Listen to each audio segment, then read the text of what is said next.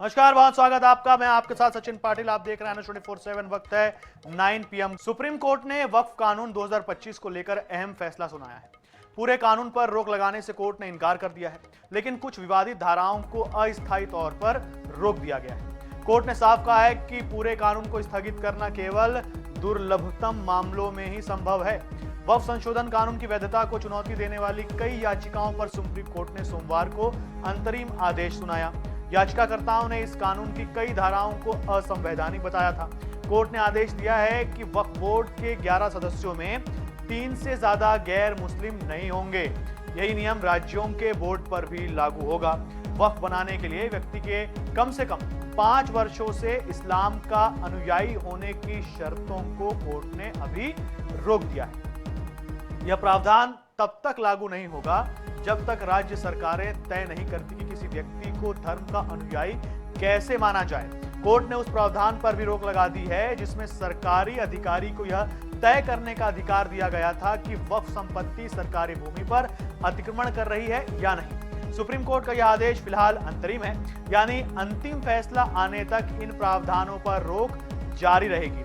अब अगली सुनवाई में यह तय होगा कि कानून को लेकर उठे सवालों का समाधान किस तरह से किया जाएगा। नए वाले वक्फ कानून को जो माननीय सुप्रीम कोर्ट में चैलेंज किया गया था, उसके विभिन्न धाराओं को सुप्रीम कोर्ट में चैलेंज किया गया था और ये मांग की गई थी कि जो पुराना वाला कानून बहाल किया जाए, नए वाले रोक लगाई जाए। लेकिन उसमें माननीय सुप्रीम कोर्ट ने अधिकांश जो मांगे थी उसको नकार दिया है। केवल ये मांग किया, ये एक्सेप्ट कर लिया है कि भाई जो पहले जो अभी व्यवस्था दी गई है कि जो आदमी 5 साल तक प्रैक्टिस करेगा केवल वही वक्फ कर पाएगा, उस सेक्शन को रोका है। बाकी और सरकार ने जो कानून बनाया है उन पे रोक लगाने से इनकार कर दिया है।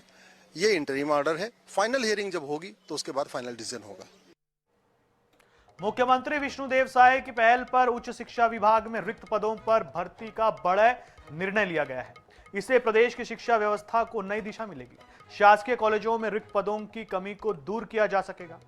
किन किन पदों पर होगी भर्ती, कैसे युवाओं के लिए खुलेंगे रोजगार के अवसर, देखिए रिपोर्ट में।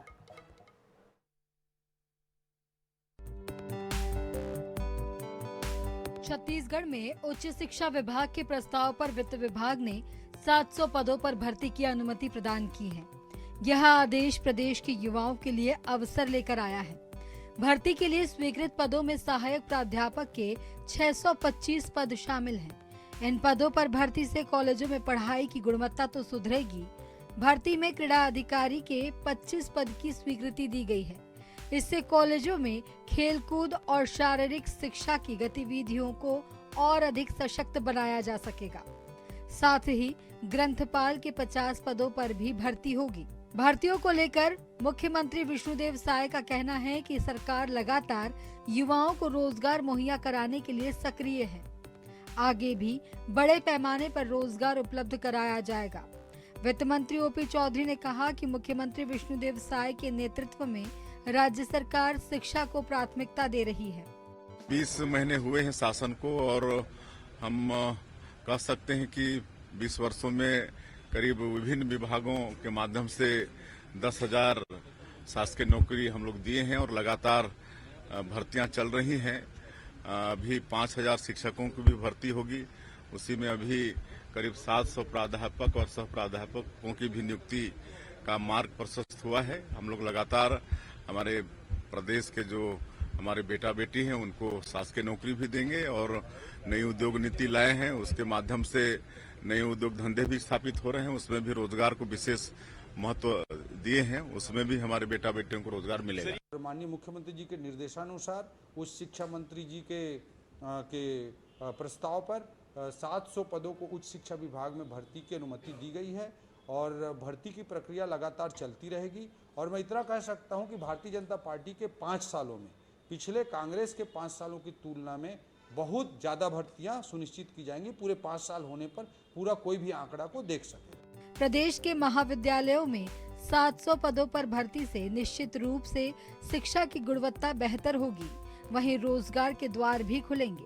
उच्च शिक्षा विभाग में भर्तियों की शुरुआत ने अब अन्य विभागों की रिक्तियों को लेकर भी युवाओं की उम्मीदें बढ़ा दी हैं। रायपुर से RNH 24/7 के लिए गौरव शर्मा की रिपोर्ट। शराब घोटाला मामले में सोमवार को 3 बड़े घटनाक्रम हुए। एक तो बिलासपुर हाईकोर्ट ने ईओडब्ल्यू एसीबी के मामले में संभावित गिरफ्तारी को लेकर चैतन्य बघेल को राहत नहीं दी। कोर्ट ने उन्हें लोअर कोर्ट जाने की सलाह दी। वहीं रायपुर कोर्ट में ईडी ने चैतन्य बघेल के खिलाफ 7,000 पन्नों का चालान पेश किया। दूसरी ओर ईओडब्ल्यू एसीबी द्वारा चैतन्य बघेल की गिरफ्तारी और रिमांड की मांग पर कोर्ट ने मंगलवार को सुनवाई करने का फैसला सुनाया। देख रिपोर्ट।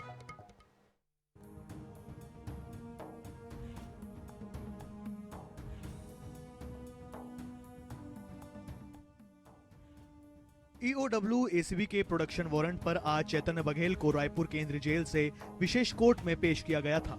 यहां अभियोजन पक्ष और बचाव पक्ष के बीच जमकर बहस हुई। ईओडब्ल्यू एसीबी इस मामले में चैतन्य बघेल को गिरफ्तार करना चाहती है, साथ ही 7 दिन के लिए रिमांड भी चाहती है। बचाव पक्ष का कहना है कि जांच एजेंसियां कानून का दुरुपयोग कर रही हैं। 2 महीने से चैतन्य बघेल रायपुर केंद्रीय जेल में बंद थे, लेकिन उनसे किसी भी प्रकार की कोई पूछताछ नहीं की गई और अब ईडी ने जब चालान पेश कर दिया है, जबकि अभियोजन पक्ष ने आरोपों से इनकार किया और चैतन्य बघेल पर कार्रवाई को जरूरी बताया। बिना लोअर कोर्ट आए सीधा हाई कोर्ट आ गया, इसलिए मेंटेन नहीं है वो, मगर एक ऑब्जर्वेशन दिया कि ये चैतन्य बघेल जी एप्लीकेशन जाके सेशन कोर्ट में लगाएं और जब तक वो जो एप्लीकेशन उन्होंने मूव किया था कि प्रोडक्शन वारंट में ला के उनको बुलाने का, उस एप्लीकेशन पर रोक लगाई गई। उसको रोकने वाले पहले वो होगा, एंटिसिपेटरी बिल डिसाइड होगी, उसके बाद फिर एप्लीकेशन ईओडब्ल्यू लगा सकता है। दूसरी ओर आज प्रवर्तन निदेशालय की ओर से 3200 करोड़ रुपए के शराब घोटाले मामले में चैतन्य बघेल की भूमिका को लेकर चालान पेश किया गया। चालान में सिलसिलेवार तरीके से चैतन्य बघेल की संलिप्तता की जानकारी दी गई। इसमें बताया गया कि किस प्रकार से 1000 करोड़ रुपए से अधिक की अफरा तफरी चैतन्य बघेल के माध्यम से हुई है और उन्हें 16 करोड़ रुपए कमीशन के तौर पर मिले थे। 60वां दिन था, 18/7 को अरेस्ट किया गया था चैतन्य बघेल जी को और आज ईडी ने करीब 5000 पेज का कंप्लेंट पेश किया है और जो कंप्लेन है अपना पीसी जिसको कहा जाता है वो करीब 99 पेज का है। तो अब उसके बाद अब आगे तारीख मिलेगी और बाकी लोगों के साथ इनका भी केस चलेगा। इधर कोर्ट की कार्रवाई पूरी होने के बाद चैतन्य बघेल को वापस जेल भेज दिया गया। उन्होंने घोटाले को लेकर कुछ भी कहने से इनकार कर दिया। गिरफ्तारी पर भी कोई फैसला नहीं हो पाया, नहीं रिमांड पर भी कोई फैसला नहीं हो पाया और कल इस मामले की सुनवाई होगी। फिलहाल जो है आज चैतन्य बघेल फिर से एक बार न्यायिक हिरासत में जेल भेजा जाना है। कल उन्हें फिर से जो है ईओडब्ल्यू एसीबी की कोर्ट में पेश किया जाएगा और इसके बाद जो है ईओडब्ल्यू और एसीबी चैतन्य बघेल को रिमांड पर ले सकती है, उनकी गिरफ्तारी की जा सकती है ताकि आगे की पूछताछ की जा सके। कैमरामैन अविनाश चौबे के साथ मनोज नायक, NS 24/7 रायपुर। ग्वालियर में खराब सड़कों को लेकर जनप्रतिनिधियों को चिंतित कर दिया है। विकास कार्यों की रूपरेखा तैयार करने के लिए सर्वदलीय बैठक आयोजित की गई। इस बैठक में सड़कों के विकास की रणनीति तैयार की गई। देखिए, जिला कलेक्ट्रेट के सभागार में आयोजित बैठक में केंद्रीय मंत्री ज्योतिरादित्य सिंधिया ने शहर विकास की कुल 13 परियोजनाओं के रोडमैप की जानकारी दी। एलिवेटेड रोड के पहले फेज का निर्माण कार्य नवंबर 2026 और दूसरे फेज का कार्य दिसंबर 2027 तक किए जाने की बात कहते हुए 1400 करोड़ के एलिवेटेड रोड के इस प्लान पर मुख्यमंत्री और केंद्रीय सड़क परिवहन मंत्री नितिन गडकरी का आभार व्यक्त किया। भविष्य में पानी सप्लाई की आवश्यकता को देखते हुए ग्वालियर में साल 2050 तक पानी आपूर्ति बनाए रखने 150 MLT पानी देने पर प्लान बनाते हुए 450 करोड़ की लागत से चंबल से ग्वालियर पानी लाने और ग्वालियर में 66 वार्डों में डिस्ट्रीब्यूशन पाइपलाइन प्रोजेक्ट पर 1400 करोड़ रुपए की राशि वाले प्रस्ताव को प्रदेश सरकार के पास प्रस्तुत करने को लेकर सहमति बनी। तो ये रहा एलिवेटेड रोड पार्ट 1 और पार्ट 2 की। ये 1400 करोड़ रुपए की योजना है जो किसी भी शहर को नहीं मिली है, जो ग्वालियर को मिली है। और इसके लिए मुख्यमंत्री जी को और गडकरी साहब को हम तहे दिल से दोबारा आपके द्वारा धन्यवाद अर्पित करना चाहते हैं। और ग्वालियर की पानी की सप्लाई 2050 तक संपूर्ण ये योजना करेगी। 150 MLD पानी इस योजना के तहत हम लोगों को मिलेगा। इस योजना के 3 भाग हैं। पहला भाग है चंबल से ग्वालियर तक पानी लाना, 2 बांधों के आधार पर, कोटवार और द्योरी। द्योरी बांध से 90 MLD, कोटवार से 60 MLD, 150 MLD इन दोनों बांध से ग्वालियर आएगा। बैठक में ग्वालियर की सड़कों को दुरुस्त करने के लिए 3 अलग अलग श्रेणी के रंग लाल, पीला और हरे में विभाजित किया गया, जिससे उसके मेंटेनेंस इस आधार पर ही हो सकेगा। इस काम की टाइमलाइन भी 3 महीने तक रखी गई है। जावेद खान, INS 24/7 ग्वालियर। मध्य प्रदेश के ग्वालियर की जर्जर सड़कों पर एक बार फिर राजनीति और चर्चा गर्म हो गई है। केंद्रीय मंत्री ज्योतिरादित्य सिंधिया का एक वीडियो सोशल मीडिया पर वायरल हो रहा है, जिसमें सिंधिया सड़क की हालत देखकर कह रहे हैं कि बहुत बुरा हाल है भाई। उनका ऐसा कहने पर वहां मौजूद एक समर्थक ने जवाब देते हुए कहा कि बहुत टाइम से बहुत बुरा हाल है महाराज साहब। इस रोड का यह वीडियो सिकंदर कंपू रोड का बताया जा रहा है। 14 सेकंड का यह वीडियो ग्वालियर में चर्चा का विषय बन गया है। दरअसल ग्वालियर में ज्योतिरादित्य सिंधिया का काफिला सिकंदर कंपू रोड से गुजर रहा था। उसी दौरान कुछ समर्थक उनके समर्थन में नारेबाजी कर रहे थे। सिंधिया ने गाड़ी रुकवाई और उन लोगों से मुलाकात। बातचीत के दौरान सड़क की खराब हालत पर चर्चा हुई और यहीं पर सिंधिया ने कहा कि यह तो बहुत बुरा हाल है भाई।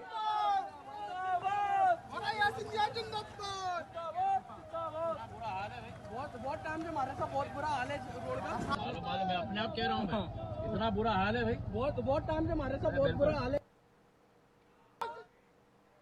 छतरपुर के कदारी गांव में कथित तौर पर रातों रात प्रकट हुआ कुआं आस्था का केंद्र बन गया है, जहां रोजाना हजारों लाखों की संख्या में देश दुनिया से लोग आस्था के साथ पहुंच रहे हैं और दैवीय चमत्कार मानकर पूजा पाठ भी कर रहे हैं। साथ ही ग्रामीण श्रद्धालु इस कुएं के पानी को गंगा जल की तरह बोतलों में भरकर घर ले जा रहे हैं। स्थानीय लोगों का दावा है कि कुएं का पानी पीने आदि से रोग सहित बीमारियां ठीक हो रही है, लेकिन अब कुएं का पानी सूख गया है। फिर भी भीड़ को देखते हुए प्रशासन ने श्रद्धालुओं की सुरक्षा व्यवस्था के लिए पुलिस बल भी तैनात कर दिया है। समोसा चाट की कितने की बिक्री हो जाती है इतवार बुधवार? ये इतवार बुधवार हो जाती है 2000-3000 रुपए बिक्री हो रही है। हाँ। देखिए क्या होता है कि पहले मेरे हिसाब से जो हम लोगों को आइडिया लगता है, मैंने भी उसको स्थल निरीक्षण तो नहीं किया, पूर्व में वहाँ पे कोई कुआं रहा होगा, उसमें जब पानी नहीं आया तो उसको भर दिया गया होगा। इस साल जो है बहुत अधिक बारिश होने के कारण वो वहाँ पे जो फिलिंग मटेरियल है वो धंस के पानी के साथ बह गया, इसलिए वो कुएं के आकार में दिखाई दे रहा है। जैसे कुएं का जब निर्माण करते हैं तो कुएं में उतरने के लिए स्लूप बनाते थे पहले।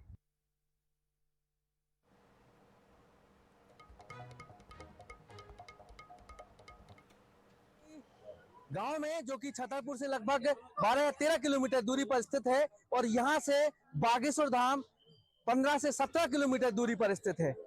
इस कुएं में या चमत्कारी कुआं कहें या अंधविश्वास कहें, बुंदेलखंड में आसपास दूर दराज से छतरपुर जिले के अलावा अन्य जिले से भी यहाँ पर लोग आ रहे हैं और यहाँ पर कहना है कि ये कुएं का पानी एक चमत्कारी कुएं का पानी है और इसको पीने से लोगों के बीमारियां दूर होती हैं।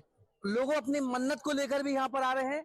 आप हमारे पीछे ये तस्वीरें जो देख रहे हैं, ये लोगों की मन्नत है, जो मन्नत लेकर के अपनी फरियाद लेकर के इस कुएं के समीप आ रहे हैं। हमारे पीछे वो मंदिर है जो विंध्यवासिनी मंदिर है, जो इस गांव का सबसे प्राचीन मंदिर है, जहाँ पे ये विश्वकर्मा परिवार यहाँ पे अपना पानी निकालते थे इस कुएं से और यहाँ नहाते थे या कुछ भी करते थे।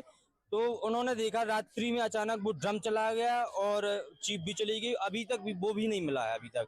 और लोग कह रहे हैं कुआं सूख रहा है, तो आप भी अभी देख लें, अपने लाइव के माध्यम से दिखा दें। लगातार कुएं में झिर हैं और झिरों से कुआं भर रहा है, लेकिन लोग लेकिन वो कुआं तो जस्ट कुएं से लगा हुआ कुआं है, इसलिए झिर होगी। नहीं भाई, जब ये कुआं यहाँ है, झिर यहाँ से और यहाँ से दोनों साइड से, मतलब चारों साइड से झिर आ रही है और कुएं में पानी लगातार। कितने फुट हो गई कुआं? ये कुआं 20 फीट है और ये कुआं 20 से 25 फीट ये भी है, लगभग दोनों बराबर कुएं हैं। कि यहाँ पे और ज्यादा लोग संख्या में आ रहे हैं, लाखों की संख्या में भीड़ हो रही है और जल का स्तर लगातार कम हो रहा है, लेकिन झिर के माध्यम से पानी आ रहा है, कुआं सूखा नहीं है। आप देख लें, झिर से भर रहा है, कुएं में पर्याप्त पानी है, श्रद्धालुओं को पानी बराबर मात्रा में समिति के द्वारा दिया जा रहा है। 29 तारीख से लोगों की भीड़ इकट्ठी हो रही है, माता के दर्शन भी कर रहे हैं और यहाँ पर जो पानी है इस सड़कों के माध्यम से पानी भी लोग भर रहे हैं और पानी के माध्यम से लोग अपने घरों पर ले जा रहे हैं और मानना है कि यहाँ की आस्था भी है और साथ में लोगों का मानना है कि यहाँ का पानी पीने से लोगों की कई बीमारियां दूर भी हो रही हैं। INH के लिए छतरपुर के ग्राम कदारी से विनोद मिश्रा की रिपोर्ट।